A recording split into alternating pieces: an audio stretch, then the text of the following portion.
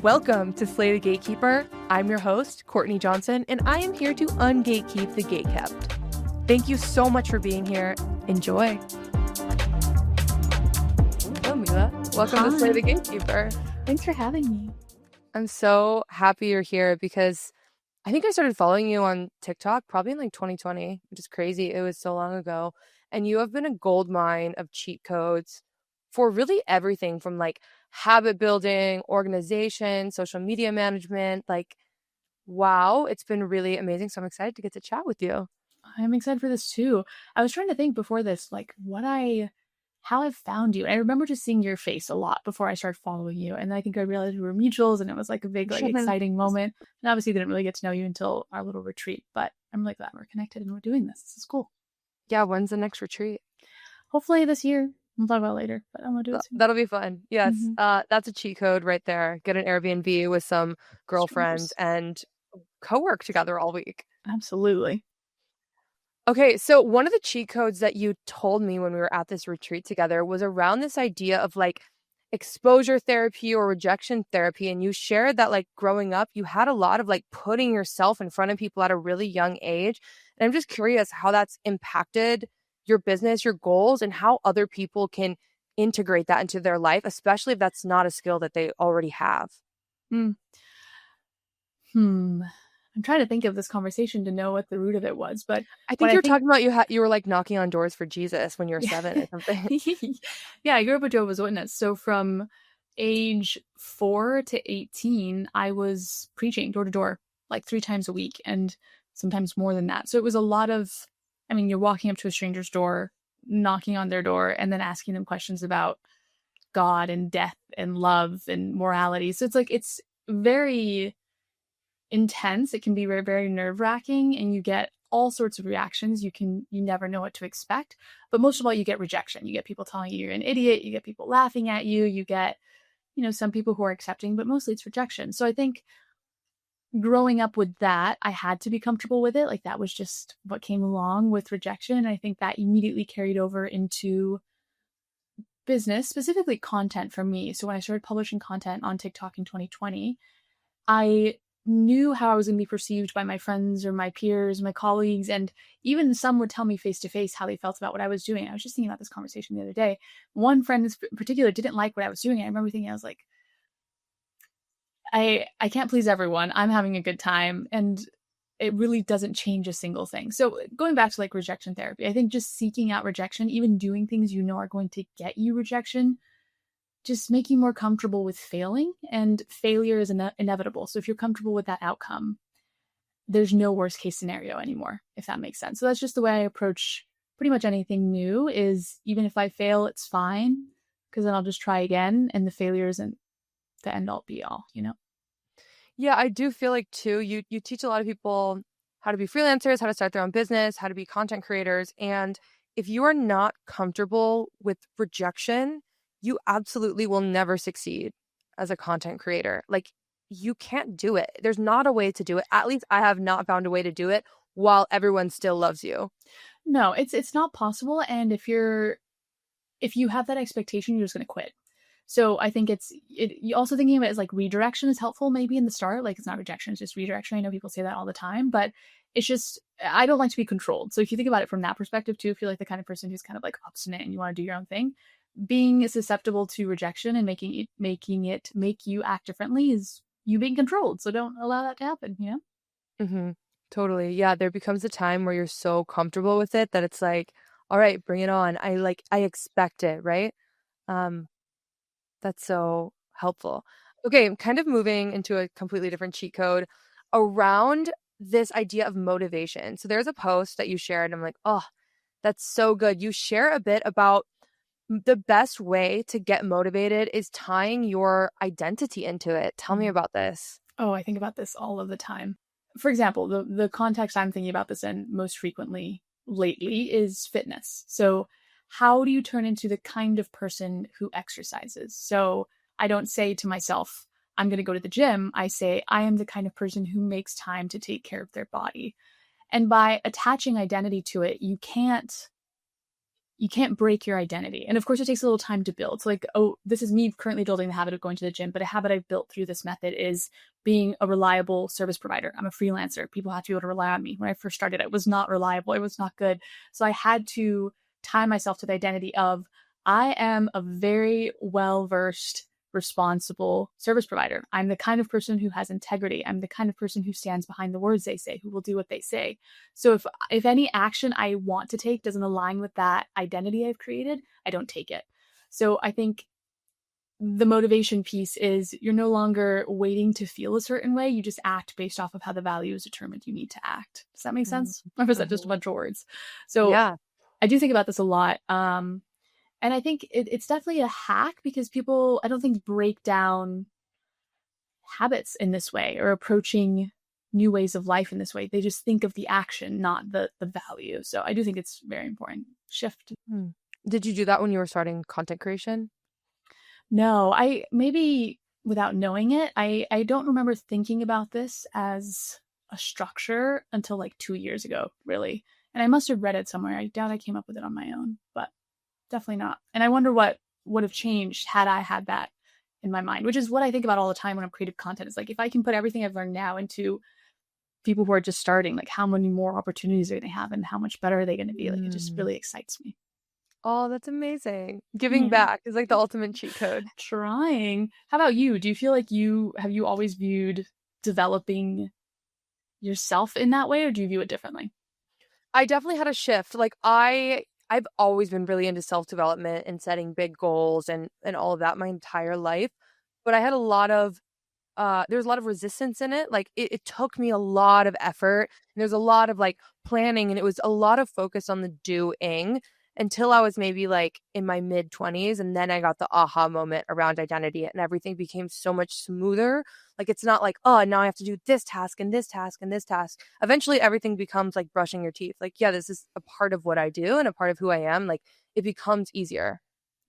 Absolutely. I think it also has to do with like frontal lobe development. I feel like a lot of things clicked around the same time that this clicked for me. Is just like, oh, obviously that's the way I have to think about it. It's so clear now. So I think it's also just getting older. Yeah, that is true. It's no surprise that probably happened for me at like 25 or 26, which is when your frontal lobe is developed. It checks out. Speaking of behavior change, you also have a cheat code around like, if you want to do something and it's not the right time, you need to define when or like the conditions. Explain this to me. Excuses. If you have an excuse for not doing something you really want to do, valid, but make a list of the excuse. So what is it based on? Today, I didn't want to go to the gym. Why? Well, it's hot out. I don't want to drive. I don't have my headphones, so I can't listen to music. And what I would do is, if I was going through this exercise, I'd literally put everything on paper and I'd go line by line. I'm like, is this worth me not doing the thing I want to do? It's hot outside. Okay, so every time it's hot outside, I'm not going to go to the gym? No. Okay, so that excuse is nulled. And just like going line by line and breaking down why you don't do something. So like just breaking down your excuses is the foundation of that. Yeah, and it's just never going to be the right time to do things. You have to force yourself, which also just ties back to motivation and identity. So I feel like it's one big ecosystem of cheat codes, which is probably why it's all on my account.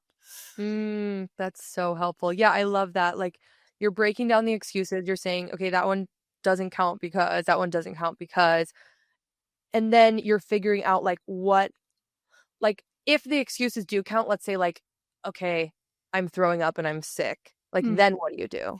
Then you can set a goal and you have something to work off of. So, okay, so then when I am feeling better, I can do this. And I think the video you're referring to, I think I remember filming this. It was like, I put my phone up on my car, like license plate. And it's basically, if you list out the reasons why you're not doing something, then you can do something about those reasons. But if you're just letting yourself come to the final excuse, then you don't know how to break down that excuse, which is just the going line by line and figuring out what are the things that's holding me back from this. If it's not the right time, what are the circumstances that make it the right time, and how do I create those circumstances, which is, I think, a very helpful exercise. How do you deal with that for clients? Because I assume that clients you work with, people that you're mentoring, come to you because they want marketing, content, they want their product, their music, their art, their service to be seen. So yeah, if they're in that space of like, yeah, Mila, I know that I've committed to posting 3 times per week, but this thing's come up, I'm just really busy right now. Like, do you walk them through that framework? Truthfully, I don't work with people like that anymore. Okay. I don't work with people whose motivation, whose my deliverables are tied to their motivation. So if you've hired me to do something, I need to be able to do that autonomously, because I have worked with people like that in the past. And it's just like working with a micromanaging client. You can't change habits for people; they have to want to change them. Mm-hmm. So I find that trying to tackle that in clients or in students just is kind of a waste of everyone's time. So I don't work with people who make those kinds of excuses. And I think it's also a respect thing. You know, if you're paying for someone, if you're paying a pretty penny and you respect them and you want them to do their job appropriately, you're going to do what you need to do to let that happen. So yeah, I guess long answer or short answer is I don't work with people like them. I love it. How do you filter that? At this point, I just don't take any new clients. I have two, and I'm Mm. happy. They're what I want. They pay me what I want. I'm happy with the lifestyle I have. I'm happy with the workload, and I'm happy with the variety of learning to just implementing what I already know. So there is no more filtering. If I had to go back to taking new clients and filtering, I would just ask, honestly, like how badly do you really want this? And on a week to week basis, how can I expect that you're going to give me what I need to do my job appropriately? I like having very candid conversations like that. So I probably would just ask point blank. Mm-hmm. Yeah, and as far as getting those clients, you have another cheat code saying the two best ways to get work and to get clients is networking and content. Can you elaborate on like what actually to do with networking, what actually to do with content? It's so funny. I posted that less than 24 hours ago. So you're like on it. Really? Oh my God, Yes. I'm really Maybe, close. maybe I've said it before, but well, the networking piece, it's when you're having conversations with friends and they say, oh, I know someone who's looking for this, or there's this new project starting and you might be perfect for that. That's just getting a foot in the door of things that would maybe otherwise never see the light of day. Like you'd probably never see that listed on a job site somewhere or a post about it. Like those opportunities only happen through conversation with friends. So I think that's the networking piece. And then the content piece is, for me, the way it's worked is being able to provide value before ever getting on a call with someone or ever having any sort of one-on-one. When people reach out to me to work with me, they've already seen so much of my content and they've already gotten so much free value from me that no matter what happens on our one-on-one, they've already decided they want to work with me, or else we would have gone on that call.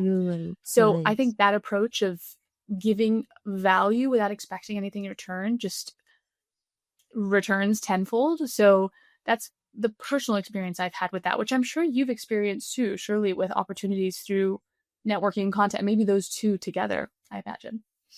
Yeah, I've never had to like apply for a job. I've never had to go find clients. I've Mm-hmm. never had to go outreach because I've always had a personal brand. Like I started posting on LinkedIn when I was in college. And although I wasn't Oh. actually consistent with it until I was maybe like 24, then I was like posting actually consistently. It still led to like opportunities that I would not have gotten. Like I think there's a stat about this. I don't know what it actually is, but something like 90% of jobs happen underground. Like they're not Mm-hmm. on LinkedIn jobs, they're not on Glassdoor or Indeed.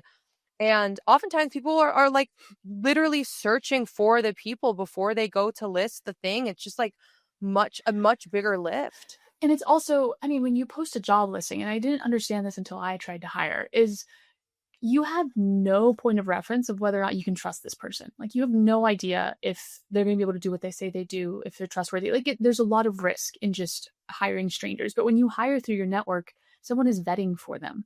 And when someone vets for another person, it's like they're putting your relationship on the line. You know, like if I were to Right. recommend someone to you, I recommend someone else hire you, that person is going to associate your value with my recommendation. So now there's more people's value on the line. So I get a lot of frustration in people in my comment sections when I talk about this saying like, well, I don't have a network and I just want to get a job. So like, what do I do?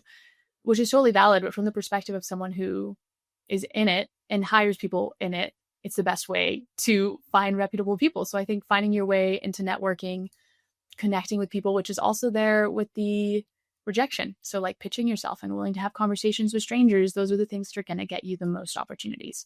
And it just kind of avalanches. So yeah, I think networking is incredible. I have a chapter in my book about this, about networking, and the thesis of it is like networking is just friend making. The idea in a lot of people's heads about networking is like, okay, yeah, Mila, you're telling me to network. So my action item is I'm going to go put on a suit and I'm going to go to the Wednesday networking events every week for the next year. And although like, sure, I guess that might be helpful, like that's not actually what networking is. Mm-mm. It's relationships, which is, I think all of business is just relationships, and it's being professional in a relationship. So yes, I totally agree. I think not, I think, I know the most valuable connections I have right now are with people in business who feel like friends to me. They're people I could have a friendly, deep, raw conversation with that has nothing to do with business, but we could also work really well together on a project, and we have skills that complement each other. Like, it's twofold. So yeah, I think you're right. I think the word networking is maybe a little bit misleading. So more like make friends in business. And making friends is scary, but again, just rejection therapy. The more you do it, the more comfortable you're with it. So you just gotta go for it. Yeah, I feel like a problematic problematic hot take I have is like actually if you're only networking by going to networking events where people wear suits, it's probably not super high quality people or like high quality opportunities that are going to come to you. Like the highest quality are either places where you got to pay a good amount of money to be there, like a conference, a mastermind, like a kind of under the radar event, or there's a lot of free opportunities. There's Slack groups, there's Discords, like stuff like that. You're meeting people online, or the courses that you're taking, the project that you're working on, the things that you're learning. Like I found so much of the highest value relationships is from what I'm learning. Again, classes, courses, masterminds, stuff like that. But there is like I just don't think you're going to find amazing relationships by going to like the Better Business Bureau Wednesday networking in your city where you wear a suit. I don't have any personal experience with those types of events, but based off of their stereotype and the way I could see those working in my head, I don't see how that would be valuable. And I think it's worth noting the people who are in your network that are very valuable. And I hate like condensing people down to this, but in this context, it makes sense. Very valuable. They have a lot of work. Their time is money. They're not going to go to an event that's free to just talk with strangers. They're going to be somewhere where they can learn and expand their knowledge, like a conference, or they're going to be paying a high ticket to connect with other people who can pay that high ticket. So I think ask yourself, the person who I want to connect with, who views their time as money, what are they investing in and how can I meet them there? And I think you can also make friends online. Like I've made friends from sliding up in DMs. I've seen content creators. The job right now I work with Nana, you know her. So she owns a influencer marketing agency. I saw her on my reels like a year ago. I started following her content. One day I messaged her on her stories because I liked it. I was a little nervous. I remember I was like, ooh, this is me like sending a little friendship DM to this girl. And now fast forward a year and a half later and we're working together and I'm helping her run this influencer marketing agency. That would have never happened if I didn't send a DM. So like I think there's other more attainable ways like social media to make connections. But I do agree. Better Business Bureau little dinners are probably not the way to go. But I don't know. Try it for yourself and you might be surprised. Who knows? That's true. Yeah, online friend making is huge too. Like a lot of people have like 15-minute free intro virtual coffee type things on LinkedIn or Calendly, or you can literally just reach out to people and ask them questions. Also, I find that if you're a student or if you're learning something new, you can really like milk that student privilege and be like, hey, I'm a student. Can I get on a 15-minute virtual coffee with you? I would love to learn A, B, and C, or ask you like these 3 questions. And another really sneaky cheat code is, have you read the book Content-Based Networking? Mm-mm.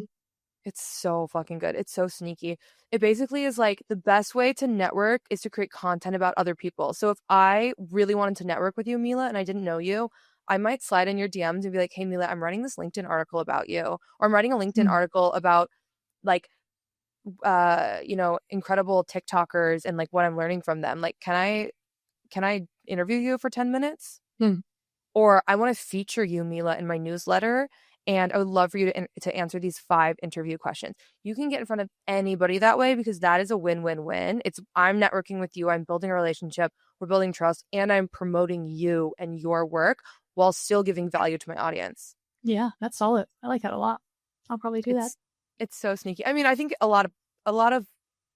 lot of podcast strategy. Like there's a lot of podcasts where people do not create a podcast for monetization or content or anything. It's literally just to get clients because they know, like, let's say you're selling to CPAs. If I had a CPA podcast, I could just interview CPAs, not really give a fuck about my reach or anything, just to get on the phone with people I admire for an hour.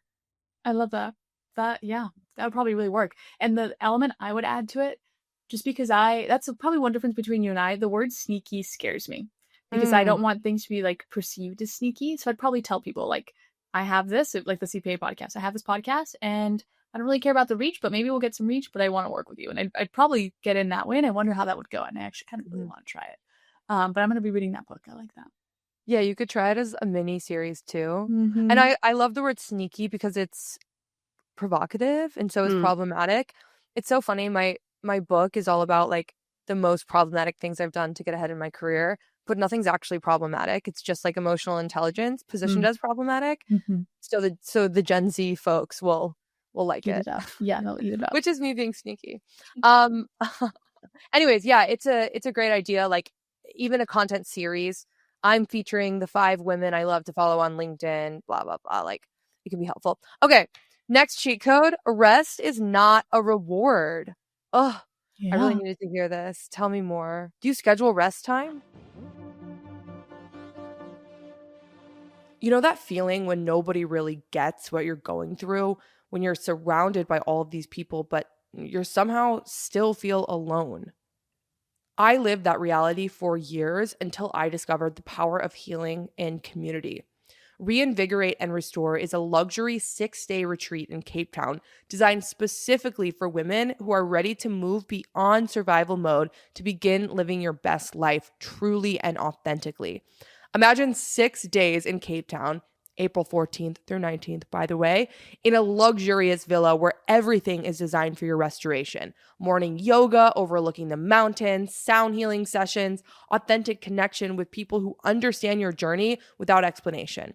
Imagine 6 days with people who truly get it, who see you, hear you, and walk alongside you in your healing journey. Time is limited, so book your spot for April. Again, the retreat is April 14th through 19th, and you can visit survivorsriseretreat.com to book a call with Paula to learn more. Your people are waiting for you. Nexus Point is a best-in-class outsourcing company that helps business owners and entrepreneurs scale efficiently and profitably by leveraging the global talent pool. Founded by entrepreneurs like yourselves, Nexus Point uses its vast infrastructure to find, hire, and train best-in-class talent from around the globe. At just 20% of the cost of hiring locally, Nexus Point will provide you with pre-vetted talent with college degrees and at least 3 years of work experience, often with US-based business owners. From executive assistants to social media managers, customer service reps, data entry and research analysts, and other back-office functions, Nexus Point can help take you and your business to the next most profitable level yet. Use the special link or mention Slay the Gatekeeper and have the $500 search fee completely waived. Delegation is so important, but it can be so hard to find the right talent. So I highly recommend checking out Nexus Point. Again, you can book a call at go.nexuspt.io/Courtney Johnson or visit the link in the show notes.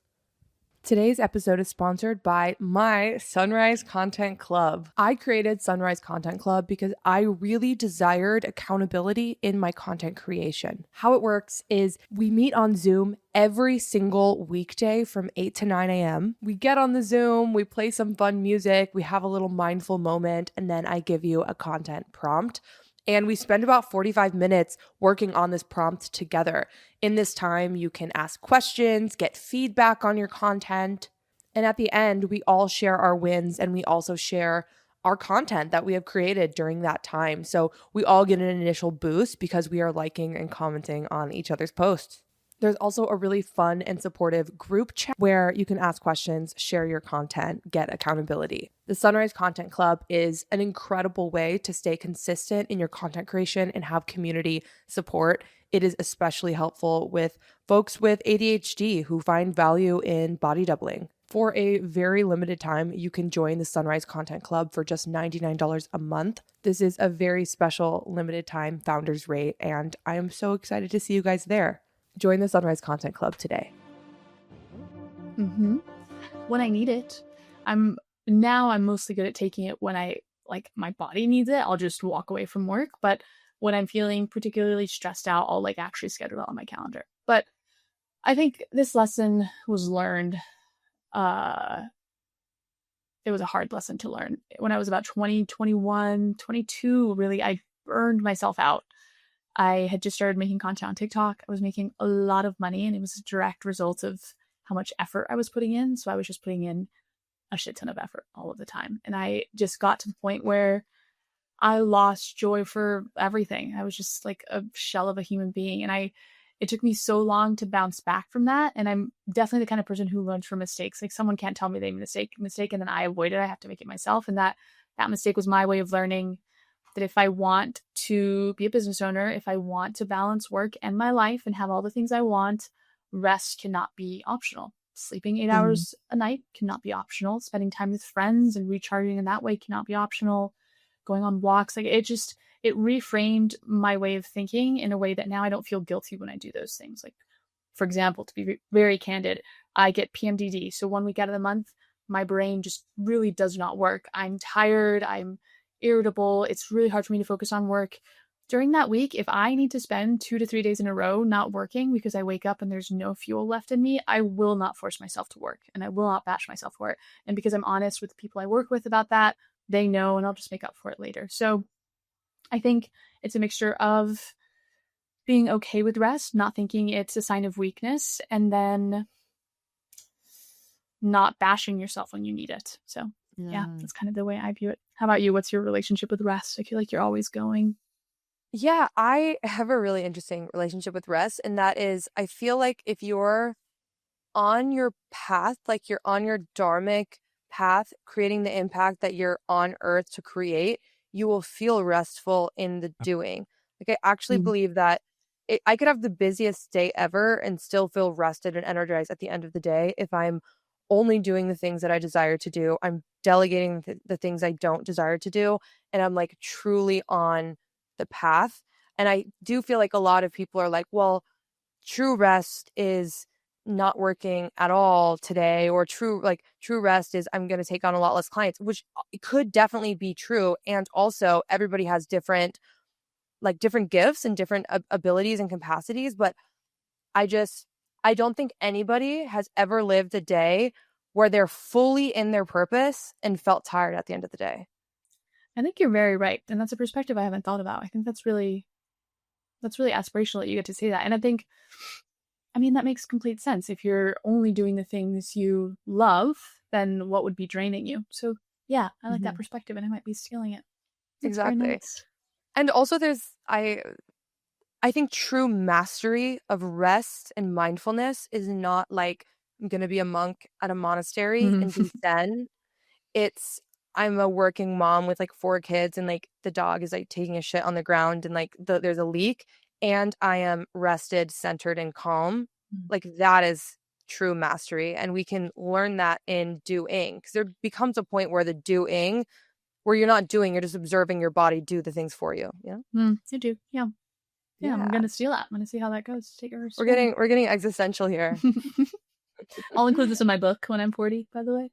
Okay, love. Yeah, all of the frameworks. Mm-hmm. Okay, so I feel like one of the best cheat codes in being able to rest is charging what you should. So you say always charge more than you think you should. Tell me more. Scope creep is inevitable. Matter of fact, I like it. So my main role is usually social media manager. But whenever I'm in a social media management role, I act more like a digital marketing director. And I want to have the financial freedom in that role to do what I need to do in the other things I see me doing in the business. So yeah, I always charge more than I think I need to. I will come up with a number that is what I need to live, what I need to pay taxes. I'll add a percentage to that for what I want to make, and then I'll add a percentage on top of that for scope creep. And it's always a number that scares me, which I think is important. Every single time it's been a number that scares me. It's ended up being one that I'm happy I charged later on down the line. And yeah, just it removes the possibility of resentment. I don't think I've ever had a project without scope creep, but now there's never resentment, which is important. And I'm honest with my clients about this too. So it's Like for me, it's very important that there's no barrier between me and the people I work with. Like I want them to know my tactics. I want them to do what I do, know how I do the things I do. And this is one of those things I'm transparent about. And I've never had a client who said yes to a rate who was not okay with it because they understand the reasoning, and it makes me very happy. So yeah, I think you should always charge more than you think you're supposed to. And I think it mostly applies to people who are just starting as well. They're typically undercharging anyways, so they're probably going to land at like a reasonable rate if they charge more than they think they should, and hopefully they raise even that over time. Mm-hmm. Yeah. Yeah. I'm also curious about your experience hiring content creators now. A lot of my listeners are content creators, aspiring content creators, stepping into content creation. And obviously, working with brands is a big part on how you can monetize content creation. And you posted a video the other day saying, like, you want to hire a lot of people, but there's kind of stuff in the gap. Maybe they don't seem like they're taking it seriously. Mm-hmm. Tell me about this. I think I do want to preface this by saying I think it depends on the kinds of brands you're hiring for. So when I made that video, we're currently working with a tech company. Tech companies historically for this kind of campaign work with creators who are creators. Like they're making income through this. They take it seriously. Their content is high quality. They are consistent. And it's very clear that they have an understanding of how to optimize things. Because if they can't optimize their own content, how are they going to optimize an ad with this tech company? It's just not going to work. So what I was finding when I was going through and sourcing creators is just little inconsistencies. Like some people's contact information would be nowhere to be found. Like you'd have to go dig as far as you possibly could in their website to go find it, which was like 1 million clicks in 5 minutes. And had I not really wanted to work with that person, I would have never gone searching that far. So they could have just lost an opportunity, which typically they would. Or their content, little things like their camera is smudgy, or they're leaving a bunch of gaps between different cuts of their videos, or their mic sounds terrible. And it's like, help me help you. If you're wanting to book these things and you're so clearly trying to make money from this and you're putting effort into the content creation, then at least go the little extra mile and optimize. So I think that video I made was definitely born out of frustration. It was so funny to see how many people reacted positively to that. But yeah, I just think if you're going to do content creation and you decided and you say, I am a good content creator, I'm the kind of person who books these kinds of brand deals, then play the part and make sure everything is optimized for that. Mm-hmm. Yeah, I love that. It's I found the same. I've done like a couple of projects where I get to source creators, and it's harder than it seems, especially on LinkedIn. I say this all the time, but LinkedIn has so many brands that desire to advertise on LinkedIn or do influencer partnerships, and there's not enough LinkedIn influencers right now to fill those spots. And it's major brands. We're talking like Microsoft, we're talking like Notion, we're talking Google, like all of these companies. And really there's not enough. Like I have one of my good friends that I interviewed on the podcast, runs a LinkedIn creator agency, and he's just like, there's so much money to be made and not enough content creators, which I also feel like is true too for B2B in general. Like even B2B on TikTok and stuff, there's not enough content creators, which is great. Huge open space. Mm-hmm. Yeah, it's great for the people who are willing to like go all in and take it seriously. And I want to talk to you about content creation on LinkedIn because I want to talk about it. Mm-hmm. Yeah, you've done quite a few like B2B type tech brand partnerships I've seen. I have, yeah. I did quite a few last year. And it was when I wasn't working on the brand side yet. I was just working on the creator side and like getting to see how those partnerships are structured and the workload. And it was definitely a learning experience. And I was definitely wowed by the money. So I took like way too many at a time, and it kind of fucked up my engagement for a little bit. But it was a good learning experience, and it's all helpful now. So that's great. I love it. Okay, actually, one more cheat code. How to get more brand partnerships. You said that the best way to get more brand partnership, your cheat code is to come up with content ideas and send it to them. I think that's misleading. There's not one way. And I think I notice a lot of people get really overwhelmed with advice on social media because there's the best way a million times. So like, which best way do I follow? I just think there are many different routes to becoming a successful content creator. One of the ones I share frequently, though, is having a North Star. So who are the brands you want to work with? Be very specific. So for me, it's Notion. And then create content to show them that you have the numbers behind a high-paying campaign. So something that they can use to defend why they would pay you $10,000, $15,000, $20,000 for a video. So for me, for working with Notion, I have been starting a Notion tutorial video series. Some videos are anywhere from 3 to 6 minutes long. Their retention is great. And it's me showing people this is how you use Notion for these different use cases. And my plan is after a couple months of this, I'll take all of that performance and show it to Notion and say, hey, this is what my audience thinks of you. They already know I talk about you frequently. When you're building campaigns, I really want to be considered. And when those conversations start, I'm going to have leverage for negotiation there, basically. So I think it's taking that same approach of who do you want to work with? What can you create now to start building a case for yourself, basically, to then eventually pitch. And also just get you on their radar. They might see you before you ever pitch as well. So you just never know. And there's also the considerations. I just filmed about this today with different seasons. So there's a healthcare company or health insurance company I want to work with in the winter again, Stride. They do health insurance for who are self-employed, but they're not going to be promoting health insurance until it's health insurance season in the fall and winter. So right now is a time for me to be putting the building blocks to then pitch a campaign later. They're not going to pay me for those building blocks. And it's probably better that they don't anyway, because then I don't have to disclose anything. It can just be me doing it out of, desire. And then when we do a partnership, we can disclose it and then I can get paid and then we're good. So that's kind of the thinking there. Yeah, it's important to remember too that there's a lot of tools that brands can search if you've already mentioned them, and they're going to obviously prioritize people who already have mentions. Like if Notion wants to work with me, they can search a database, they can see if I've talked about them before, if I've tagged them before, and you're so much more likely to get a project if you've tagged them. So gentle reminder to make sure you're tagging your brands and talking about organically what brands that you use. Absolutely. Yeah. And I think it's also just ties into having North Star. Sorry to interrupt you, but like knowing what you're working towards rather than just, I want to book brand partnerships. I want to book X, Y, Z, just being specific. Love it.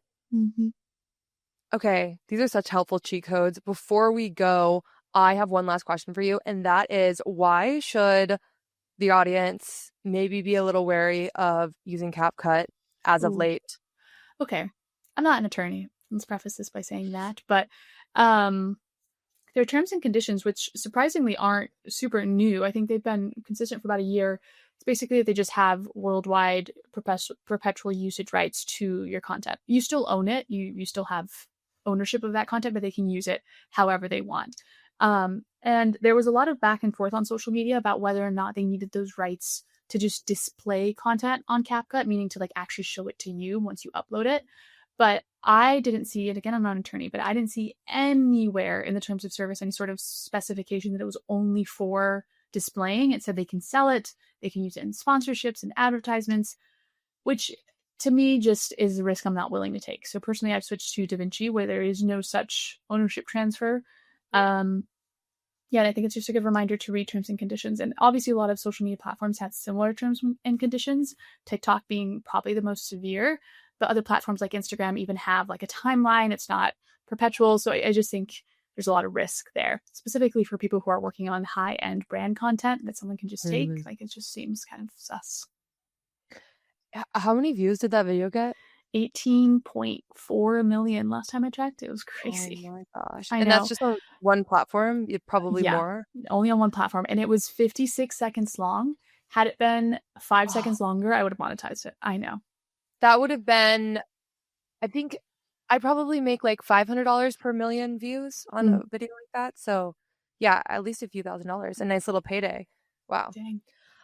How much money do you think you lost CapCut from that video? It's probably got to be like hundreds of thousands. I don't want to think about it. I mean, there were so many people in the comment sections who said, cancel my membership, requested a refund, delete it. Like it was for sure.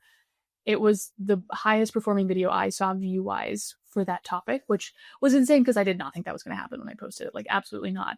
And if anyone from Cuts watching, I'm so sorry, but like those usage rights are kind of crazy. So sorry, team. No, I think it's an amazing opportunity for maybe something to build something new. Like somebody might have seen that video and maybe CapCut's losing users, but huge opportunity for a new platform to come in and compete in the market on something that's better and allows you to have more ownership over your content. Absolutely. Yeah. So you may have just contributed to ushering in a new age of content ownership.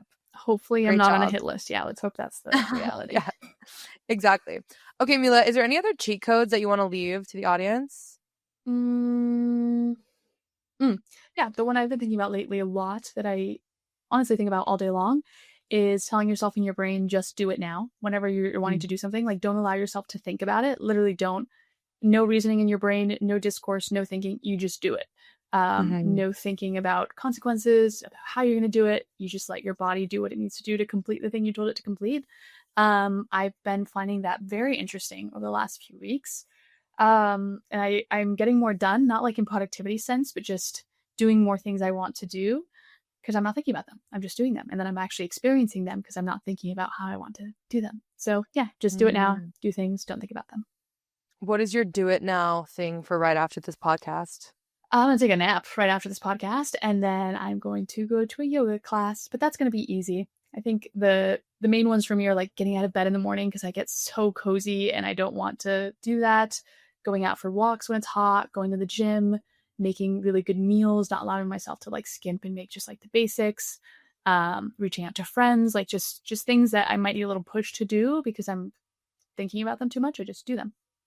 Oh my gosh, wait, I should probably say the best example of this is I pitched to be a co-founder to a company over the weekend with that kind of thinking. Just do it now. I was like, I'm just going to send a Slack message. I'm not going to put an email together, whatever consequences, I'll just deal with them. And I got a maybe. So we're going back and forth attorneys wise to see if that's going to work, which would have never happened if I would have thought through it because I would have talked myself out of it. So wow. Oh my God. Yeah, I actually find that's so interesting. I'm going to start to adopt this for my task or these ideas that come because I have that same mentality for content. If I get an idea and I'm driving, I'm on a walk, I'm in the shower, I'm like, I have to do it right now. I will get out of the shower with shampoo still in my hair. I will pull over to the side of the road because if I write it in my notes app and I'm like, I'll come back to it later, either A, I won't, or B, I won't be in the same like spirit or energy or emotional state in order to make the delivery like it needs to be.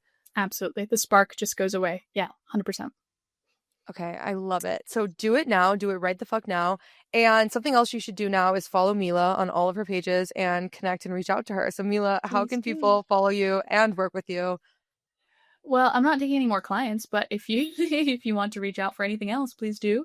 By Mila Holmes, BY Mila Holmes on all platforms. And yeah, just connect and engage. I'll see you in the comment section. I love it. Is there an opportunity you're currently seeking, like speaking, podcasts, a clear co-ownership of brands? Not really. I'm really satisfied with the way things are right now. I want to keep making content and see what happens, but I don't have my eye set on anything in particular other than Notion and Stride. Those two things are like North Stars, but that's about it. Okay, I want to give our audience an action item. So usually the action item is like, go sign up for this guest thing, but since you're like, I'm not taking on new clients, can you give them a different action item? Maybe something to give good in the world, something to learn, something, I don't know, give them something. I think the thing that you've been wanting to do that you keep thinking about that keeps coming back to you day after day, but you're just not doing for some reason, you can just do it now. Like do the first thing that comes to mind to move you towards that. Or you can do that exercise of writing down what the perfect circumstances are to do that and work through those perfect circumstances over the next 2 weeks and get it done. Don't waste time. So you guys are literally, as this episode is ending, you're either opening up a piece of paper and going through the excuses, or you are thinking of the thing you're doing now. It's already in your head. Actually, I know it's already in your head. Absolutely. You're just like kind of avoiding it. So instead of avoiding it, after this podcast ends, you're going to go do it now. Thanks to Mila. Absolutely. I love it. Thank you, Mila. This was so great. Bye. Okay, y'all, if you liked this episode, you would love my Patreon, okay? You get exclusive access to me, exclusive content, tons of other resources, and a lot of juicy shit, okay? So I hope to see you on my Patreon.